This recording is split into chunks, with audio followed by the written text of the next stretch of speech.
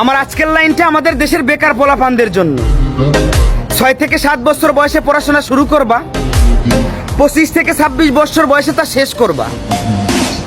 এবার মা বাবার কাছে পর্যাপ্ত পরিমাণ টাকা না থাকায়, অফিসে মামা খালু না থাকায় বছরের পর বছর ঘুরেও চাকরি মিলতেছে না। তারপর সেই বৃদ্ধ মা বাবার কাঁধে বসেই বেকারত্ব জীবন পার করবা। অন্যদিকে শখের মানুষের বিয়ে হয়ে যাচ্ছে, তার বাড়ি থেকে বলতেছে পোলায় কি করে। পোলায় এখন গ্রাজুয়েশন কমপ্লিট করে বর্তমান মা বাবার কাঁধে বসে বেকারত্ব জীবন পার করতেছে। এমন একটা ছেলের সাথে আমার মতো অভিভাবক হলেও আমি ডিরেক্ট রিজেক্ট করে দেবো, কখন আমার মেয়েকে বিয়ে দেবো না। তারপর রাস্তায় রাস্তায় স্যাড সং শুনবা আর ডেন্ডি খায় বেড়াইবা।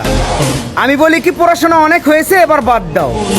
আজকেই পাসপোর্ট অফিসে যাওয়ার একটা পাসপোর্ট বানাও। 10 বছরের মিশনে প্রবাস জীবনকে বেছে নাও। দেখবা 2 বছর যেতে কি না যেতেই তোমার বাড়িতে একটা বিল্ডিং হয়ে গেছে। 10 বছরের মিশন শেষ করতে ব্যাংকে মোটা অঙ্কের টাকাও হয়ে গেছে। তারপর বাড়িতে ফিরে এসো, দেখবা তোমার জন্য মেয়ে নয়, মেয়ের মাও রাজি হয়ে গেছে। কথাটা মাথায় রেখো।